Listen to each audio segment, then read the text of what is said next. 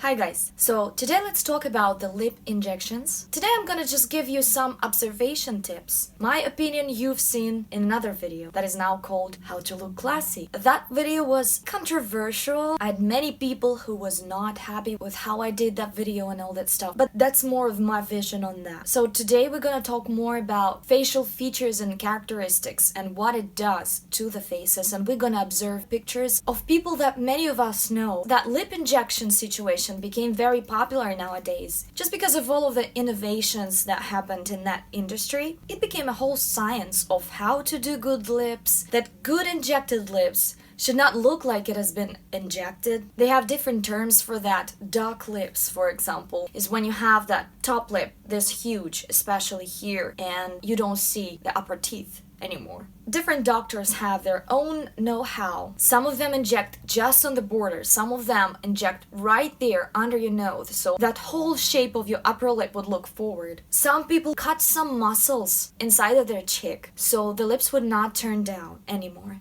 So they kind of have that forever smile. I think that becomes a little bit problematic when the person doesn't have that vision anymore of what's happening, can't see objectively. Because I know, some girls, especially younger girls, who hasn't developed that self-confidence yet, how much they obsessed about that idea. They're checking so many pictures, they try to imagine themselves with those lips and stuff, so that becomes an obsession. I know many cases when women went to the doctor and they say, "Can you beautify me? I don't know, maybe do some injections. Like, what do you see? What would you inject in my face? Basically just make me a bit more beautiful." They even don't know what exactly they want to correct. I've heard in other situations when women were very insecure about some parts of their faces, so they really needed that, and that changed their situation a little bit in this case when it's not this obvious, when it's not seen. I also know in other situations, about a couple of years ago, I've heard that talk of women when they really wanted their lips to look injected.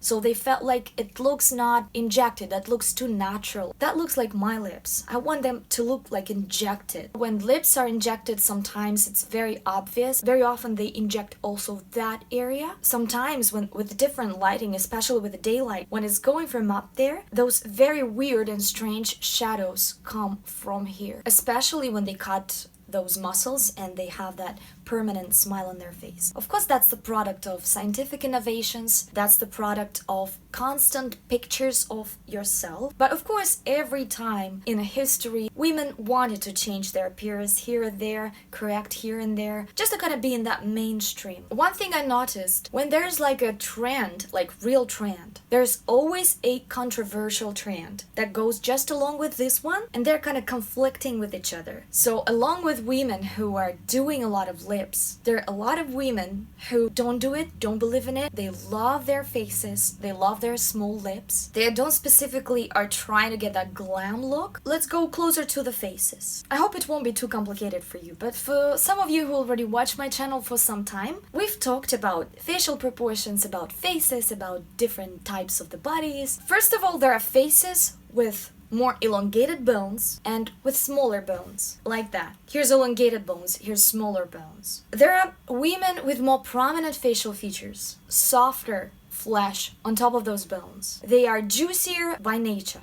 And there are some women who have drier faces, so-called, not this much softness. Now, there can be faces with very sharp features. Maybe some of their features are sharp. Let's say sharper, like smaller eyes, more straight eyebrows, sharp cheekbones. So even without the contouring powder, you can still see the shadows if the light is going from above. Jawline, right? It can be pretty sharp. Nose can be sharp nose, right? Sharper lip shape. Doesn't matter how big or small the lips are, it's just sharper border of the lips. And there can be softer faces by nature, not this harsh shadows. Everything is slightly smooth, rounded all around the face. It would be great if you train your eyes to that degree. When you can see this, you can spot that. Also, there are faces that look light, like visual weight. You know what it means? How light the person's face looks. Delicate bones, smallishness, small features, and there are faces that are larger with more angular bones, more prominent bones, longer bones, or sharper bones with more prominent flesh on the face. And we're not talking about overweight and underweight. Basically, it's how the body is built. So lips, when you inject something, that adds some weight to that place. If we take faces with very sharp features, like this, she has pretty sharp features, right? She has pretty small lips. Not very small maybe, but pretty sharp. If a person with that kind of face is injecting anything on her face, whether it's a cheekbone or lips, of course it depends on how it's injected, okay? So I'm not talking about when it's invisible. That's another story. But on these type of faces, even if you inject just a tiny bit, sometimes it's very obvious. And that's why. Just because of the dryness of the face, that angularity of the face. And as a contrast to that, lips look sick, as if she has a lot of inflammation in that area, especially when it's somewhere above the lips and including the lips too. But there are different types of injections. I know we talk about lips today, but let's say this girl wants to remove some fat from here, from the middle of the cheek, but she already has that pretty angular face already. If she was removing something from here, it won't look super distractive from her nature. She will look natural. When she talks, she would look like herself. You would not perceive if there's something wrong with her mimic, with the muscles of her face. That will look completely natural. Also, if somebody injects that squarish jawline for that girl, that also won't look very contrasted on that type of face. Maybe slightly disproportionate, because when cosmetologists are saying like, okay, let's inject some of that muscularity to your face, it's gonna look stronger. I'm not talking about when people are trying to correct their real problems. We're not talking about that. We are talking about like that beautifying trend. And then that injected thing, that can look separate from a woman. Even with that angular face, just because sometimes it can become pretty disproportionate. When the person looks straight up and you're adding some angles here, you basically increasing the amount of skin on the front of her face, on the bottom front. So immediately comparing to the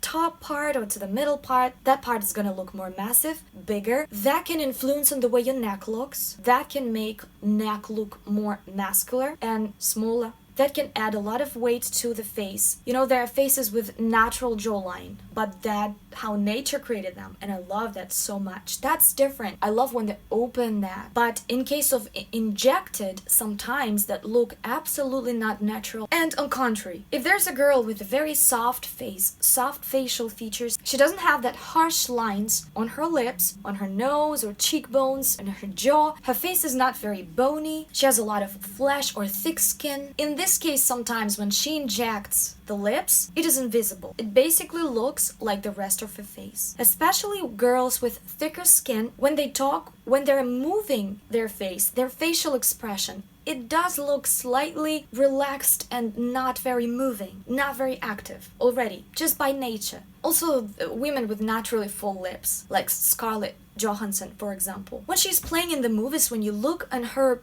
facial features, her face is basically pretty soft. She has thick skin here on her cheeks, her nose is pretty soft, rounded eyes, her chin is very rounded, and her lip area is pretty plump. So when she talks, everything is not very movable, kind of frozen, slightly inactive, as if that was injected, but that's not the case, of course. It's just, you know, the basic nature. There are some faces with very mobile mimicry. They're moving with their face a lot. Their expression on their face changes every second. When they talk, just very movable face. So for these people, when you inject something, that immediately gets that frozen appearance just on that part of the face. She looks like she has some anesthesia here, and everything else is pretty movable, you know, it's moving a lot. When the woman has already that very sensitive and pretty full facial features, if she injects lips, when the doctor knows what he's doing and he's not making that fold, you can't even see that she has done anything. When that soft face, when they are trying to add some chiselness to their cheekbones, they get rid of that fat that is in the middle of the cheek, and sometimes they put the same fat to that cheekbone area, making that bone basically bigger and more sharp. And especially when they inject that sharp jawline, that can look like she's from a different planet, and that looks very weird because when she talks, it doesn't work anymore. Like that that softness that was happening here, it's still readable because the nature created that body that just can look slightly weird. Not here, but not there still. In between, because you can't correct everything. Now let's look on pictures of famous women. Let's compare them. Let's see what kind of features they have. Naomi Watts. She has very soft, classic face. Her bones are not large. They are pretty moderate in size. She has pretty soft eyes, soft nose, soft oval face, not very prominent cheekbones. And her lips are very soft. I would not say they're huge, but they are pretty rounded naturally. And here we see Diana Kruger. She has also pretty classic face, but pretty angular classic. Look at that angularity. Look at that dryness of her face. She doesn't have that thick skin. She has that pretty prominent cheekbones. You can see the shadows under her cheekbones. Her nose is pretty sharp. Her eyes are pretty narrow and also slightly sharp. The whole outline of her face is pretty sharp as well. And her lips, they're not super tiny, but they're thin. And she looks amazing with those lips. If she injects the lips, she might look slightly sick. Again, it depends on how it's done. But if she does that lip injection, if she really wants her lips to look full, that's what I'm trying to explain, that full lips doesn't equal beautiful lips. Full lips equals full lips. On some faces, thin lips look much sexier,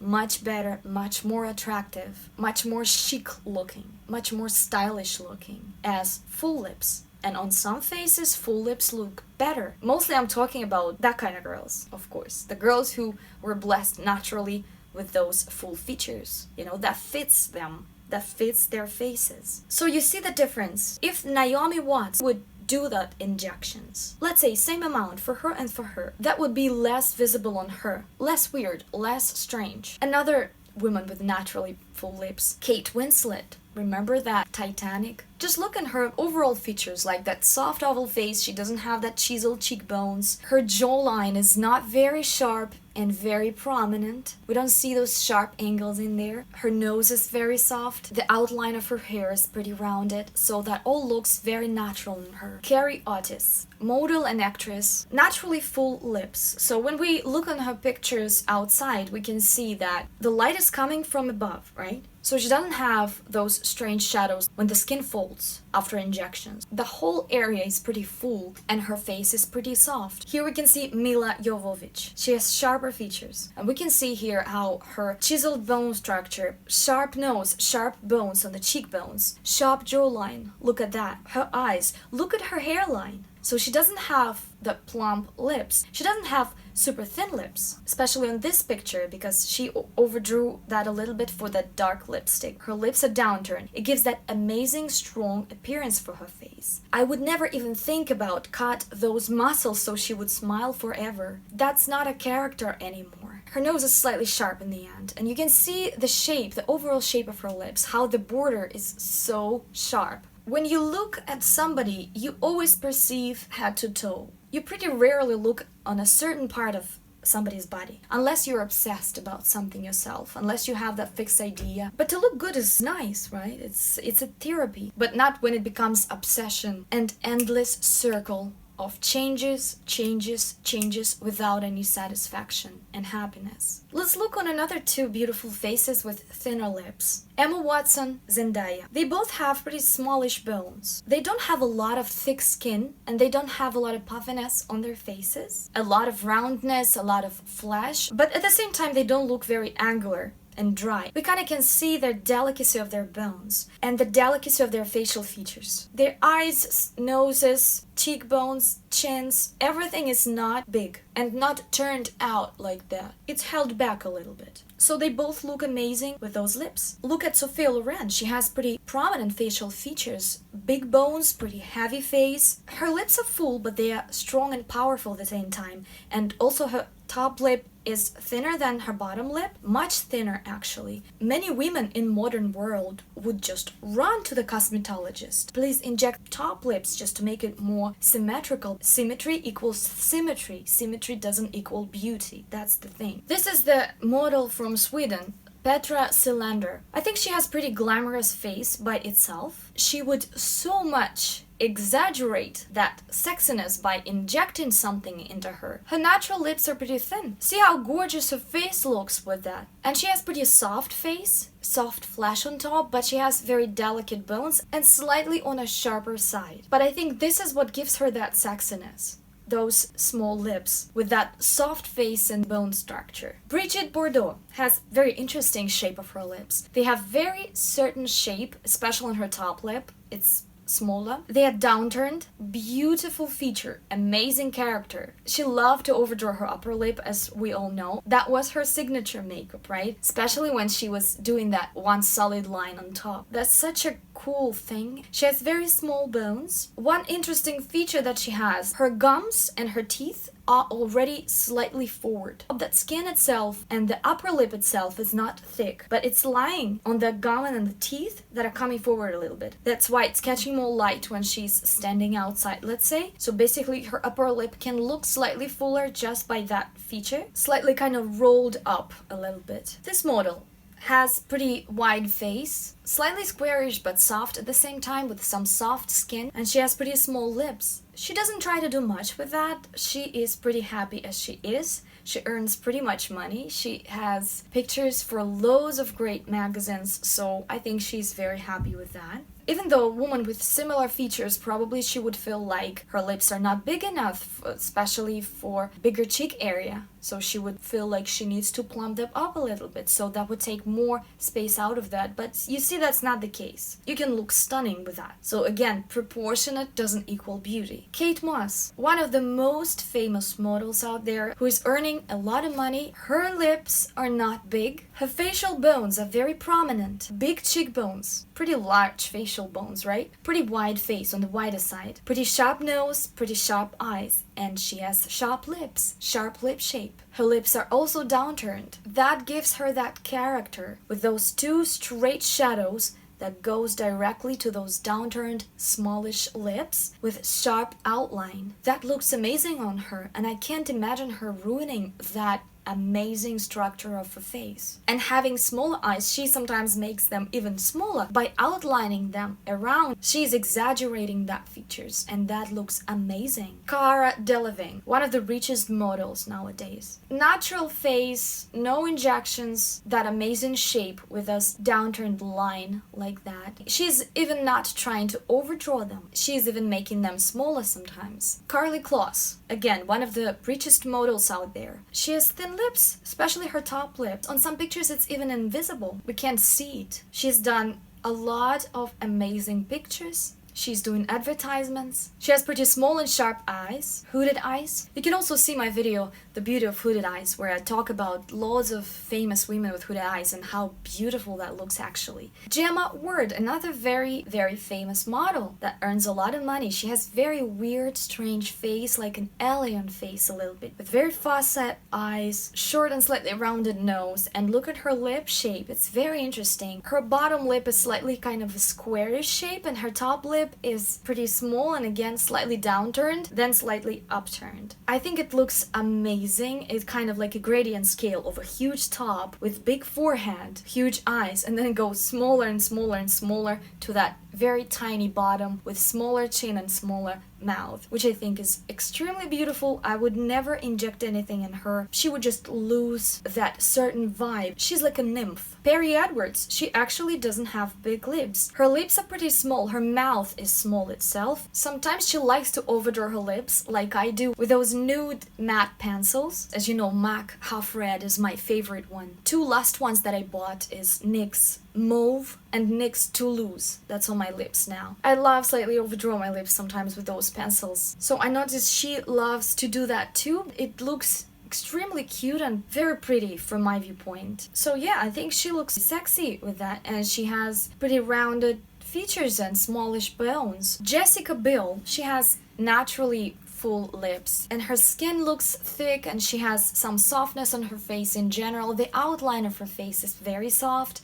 You can't find any harsh lines around her chin area. The whole outline of her face is pretty rounded. Also, one thing I disagree with is when they say that one of the rules is your top lip should be slightly smaller than your bottom lip. I don't agree. And just look at that picture, just look at her. I think that looks amazingly beautiful when the bottom lip is smaller than the top lip. In loads of cases that looks amazing. If your chin is slightly longer, of course you can overdraw your bottom lip a little bit just to balance that thing, like Lisa Eldridge. She tells this in her videos that sometimes she likes to overdraw her bottom lip just a little bit just to give that more proportionate feeling of her face. Jenna Coleman, she has pretty round face, very soft face, with slightly sharp chin and slightly sharp nose. She has thin lips and she looks much more sophisticated with that very certain shaped, small, thin top lip especially. That kind of communicates with her nose, with her chin area that looks amazing on her. She looks like a little girl. It gives her that innocence along with that sexiness that she presents. And along with the whole bone structure, with the coloration and stuff and the style that she's presenting, I think she looks marvelous. She is projecting some retro style, which is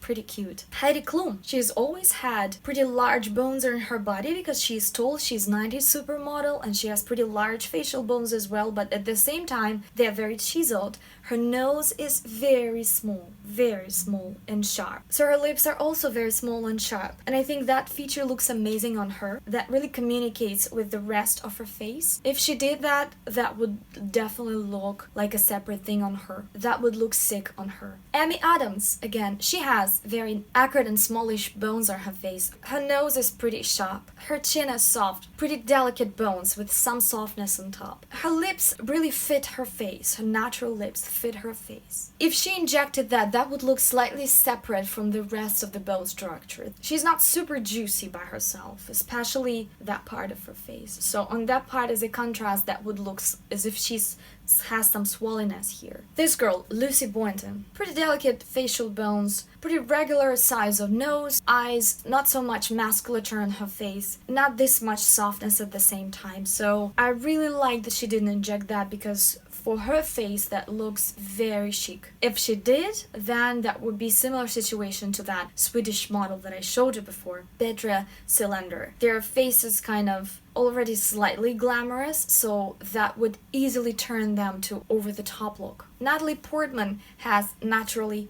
very soft features. Remember her in the movie Leon, when she was a little girl. So her lips, they're already big. Of course she won't inject her lips just because they're already pretty full, but it fits her face very much. If she did that, nobody probably would notice unless it's like huge size. If we talk about girls with longer facial bones, even when they have that flash on their cheeks and stuff, sometimes the full lips themselves can make them look slightly sick, slightly not for them, because those elongated bones sometimes give them a little bit more masculine look. So in this case, more angularity would fit them much more than when they try to add that softness. Again, not in every case. You should always see. Farrah Fawcett is another girl. She was a sex symbol of the 70s. I can tell you she looks amazing, and I would never think about her lips actually that they were pretty thin, especially her upper lip, unless I specifically was thinking about that particular subject and I was really looking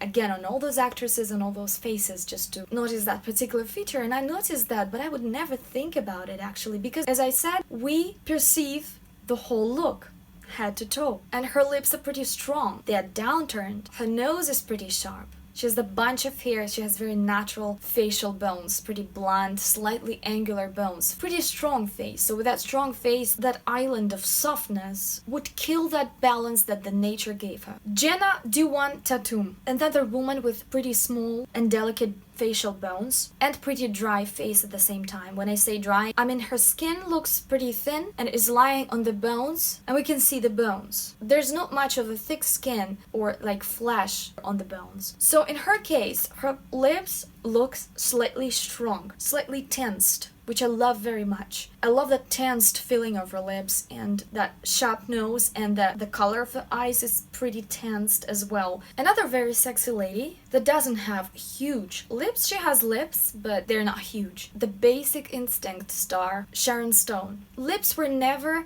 exaggerated feature in her looks. So one little thing that is happening with these women who try to change something in their appearance and try to be as sexy as possible right now, in many cases when it's not needed, their face already is proportionate, but it's just the matter of trend that you need just that trampoline, that plumpness. And then they lose that objectivity when they look on their reflection in the mirror. They start feeling it's not big enough, they could have done a little bit more. Maybe they should do something else because, you know, you've been there, you survived, okay, you got braver. What else I can do? So they start losing that sense of enough feeling. So they feel they're not enough. It's not enough. Not beautiful enough. Not ideal enough. But what is missing here? It's missing head to toe overlook. It's very rare when somebody outside on the street, some man, some random people, would just look directly on some pieces of her appearance. So in order to look great, you know, like those people who look absolutely stylish with their signature style, clothes which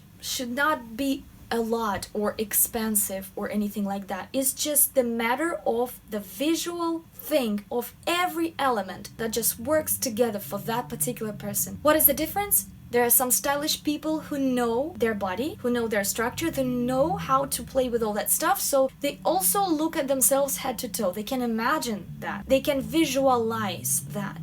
Can you learn that? Sure. A little bit of observation, a little bit of freedom in your mind. You see, the more you know, the less slave to social ideas you become, if that makes sense. The more knowledge you have. And the more you observed. And of course, when I'm talking to somebody who didn't find the beauty in anything else besides of that image of that super flawless, a glamorous girl with huge lips, huge lashes, very slick, long hair, long nails, lots of shimmer on the cheekbones and stuff like that. Beauty is what you perceive. So they are also right in their own viewpoint. Okay, so some of my observation mixed with some of my opinions. Sorry for that. If I made you wrong, I didn't mean that. It has always been a viewpoint and it will always be a viewpoint. The only thing here is sometimes that obsession doesn't worth it because you try to fight something that is already perfectly built, has everything to become a sophisticated and very chic looking person. Alright, that's it. Thank you so much for watching. Hope you liked the video. Please give it a thumbs up, subscribe to me here on YouTube, and go to my Patreon. You can also support me on Patreon. I will be very happy. Thank you so much, guys, for staying with me. Bye bye. I will see you soon.